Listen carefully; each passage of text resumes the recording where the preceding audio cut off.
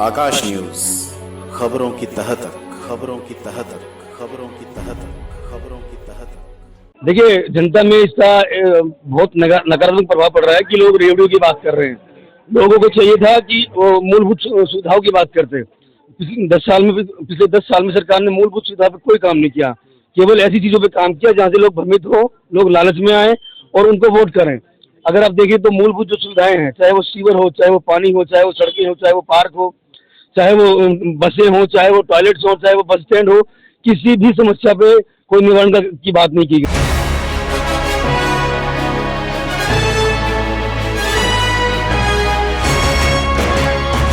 रतन त्यागी ने अपनी पदयात्रा में भीड़ जुटाकर दूसरी पार्टियों को ये संकेत दे दिया है कि अब बुराड़ी में खराब समय बदलने वाला है। उन्होंने कहा कि हमारा चुनाव चिन्ह घड़ी है और घड़ी ही बुराड़ी का अच्छा समय तय करेगी। 22 जनवरी को बाबा कॉलोनी, वशिष्ठ एनक्लेव, खुशहाल चौक, संत नगर 25 फुटा road, Sant Nagar main market में एनसीपी के उम्मीदवार रतन त्यागी ने अपनी पदयात्रा की। इस पदयात्रा में भारी संख्या में महिलाएं शामिल थीं, जिनके हाथों में कटआउट एवं घड़ी चुनाव चिन्ह वाले झंडे थे। महिलाएं नारेबाजी कर रही थीं कि 5 फरवरी का दिन होगा, घड़ी चुनाव चिन्ह होगा।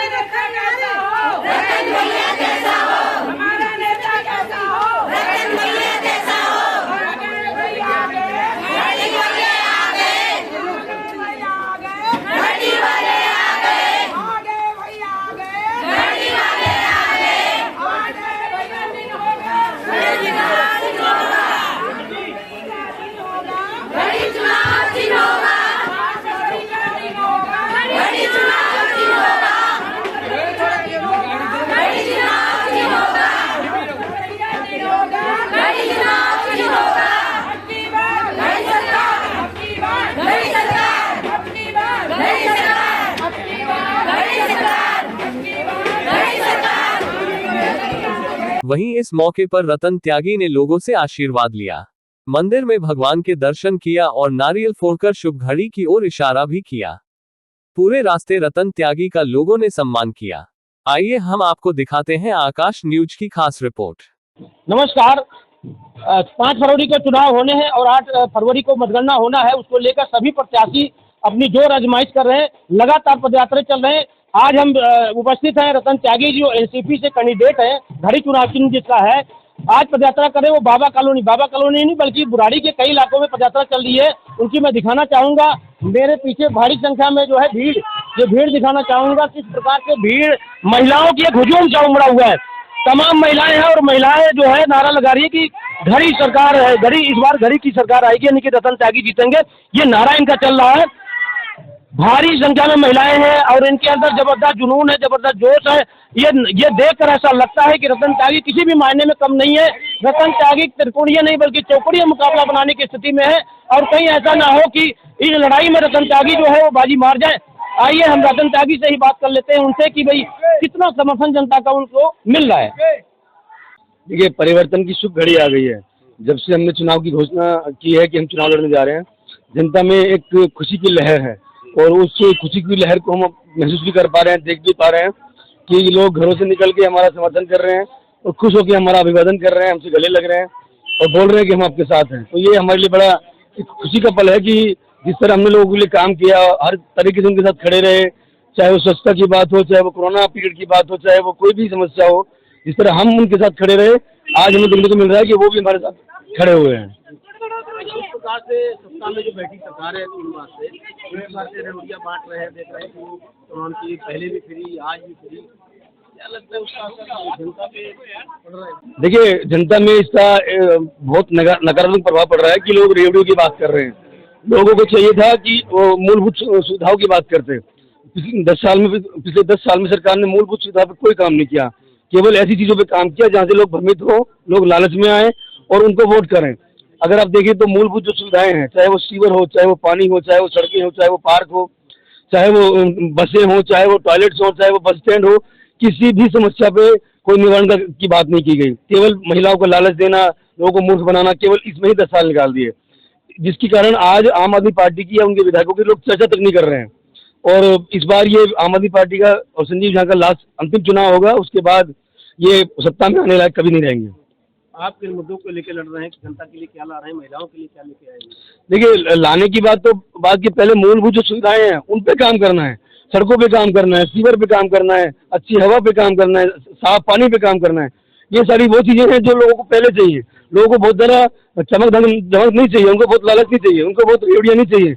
उनको चाहिए उनको साफ पानी मिले, हवा से अच्छी हो, अच्छा कुछ पार्क खेलने के लिए बच्चे के लिए सड़कें अच्छी हों, डीटीसी की बसें हों, टॉयलेट्स हों, बस स्टैंड हो। उनको बहुत, वो किसी से घर नहीं मांगते, किसी से गाड़ी नहीं मांगते, वो केवल मूलभूत चीज़ें मांगते हैं। सबसे पहले उसी पे काम करेंगे, उसके बाद जब वो काम पूरा हो जाएगा उसके बाद फिर हम और चीज़ों पे काम करेंगे। भाजपा का कोई उम्मीदवार नहीं है, गठबंधन हो चुका, क्या इसका भी फायदा आपको होने वाला है? देखिए, बिल्कुल जो भाजपा के जो कार्यकर्ता हैं वो कहीं ना कहीं हमारे साथ है, क्योंकि हम पहले भाजपा में रहे तो एक परिवार के रूप में वो हमें समर्थन कर रहे हैं कि भाई आप हमारे परिवार के हो। और जो हमारी पार्टी है एनसीपी, वो भी भाजपा परिवार की है।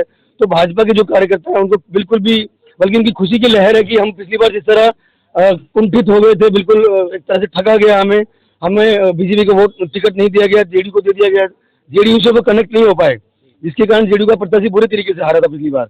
और उसके बाद हारने के बाद वो फील्ड से भाग गए, उन्होंने 5 साल तक विधानसभा के अंदर झांक के नहीं देखा। लेकिन आज जब हमारा एक एनसीपी के रूप में हम आए हैं तो ये भी बीजेपी की अलायंस है, और हम लोग भी, हमारा भी प्रयास रहेगा कि बुराड़ी विधानसभा से एनसीपी जीते और बीजेपी को समर्थन करे। हम जीतेंगे तो बीजेपी को सपोर्ट करेंगे, ये हमारा अंतिम फैसला है। एक बहुत बड़ी समस्या है जिसका जिक्र आपने किया, बुराड़ी में टॉयलेट की। वादे तो बहुत किए गए थे, 16 टॉयलेट बना दिए जाएंगे, आज तक नहीं बना। लोगों को बड़ी दिक्कत होती है, कभी जरूरत पड़ जाए, विशेषकर हमारी जो माताएं बहनें हैं बहुत ही प्रॉब्लम होती है। अगर आपको मौका मिलता है तो क्या सबसे पहले इस पे ध्यान देंगे? देखिए, टॉयलेट से कोई सुविधा का विषय नहीं है, टॉयलेट एक सम्मान का विषय है।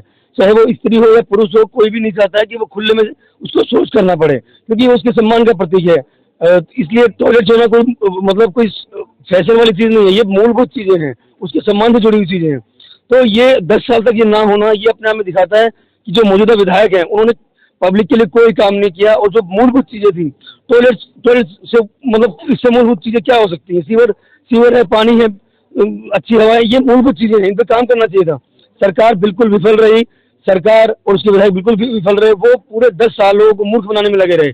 हम कैमरा लगा रहे हैं जी, हम वाईफाई लगा रहे हैं जी, तो वाईफाई अब कहाँ गए, कैमरे अब कहाँ गए, आपकी लाइट कहाँ गई, आपकी तीर्थ यात्रा कहाँ गई? वो केवल मूर्ख बनाने का काम करते रहे और पब्लिक को लूटते रहे। आज दिल्ली सरकार घाटे में चल रही है, वो दोबारा से फ्री की बात कर रहे हैं, और महिलाएं इस बार कह रही है कि अब हम मूर्ख बनने वाले नहीं है, क्योंकि उनकी छवि से सबसे ज्यादा जो नुकसान हुआ वो महिलाओं को हुआ।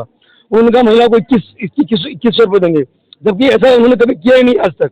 वो वृद्ध महिलाओं की 1000 रुपये नहीं दे पाए, महिलाओं को पेंशन नहीं दे पाए, महिलाओं को तनख्वाह नहीं दे पा रहे हैं, तो 2100 रुपये फ्री में कहाँ से देंगे?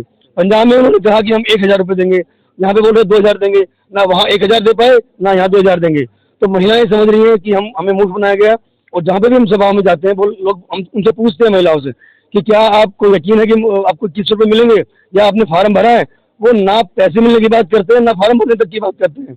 हम भी मानते हैं कि महिलाओं ने फार्म भरे होंगे, लेकिन वो अब मुकर जाती है साहब कि हमने कोई फार्म नहीं भरा है, क्योंकि उनको पता है कि अगर हमने बोला तो लोग मजाक उड़ाएंगे। तो महिलाएं समझ चुकी हैं कि उनको मूर्ख बनाया गया, और महिलाओं की छवि खराब करने की कोशिश की गई कि वो लालची होती हैं, वो बहकामे आ जाएंगी। इसलिए महिलाएं ही कह रही हैं कि इस बार केजरीवाल को भगाएंगे और परिवर्तन लाएंगे, और परिवर्तन की शुभ घड़ी आ गई है। ठीक है, थैंक यू।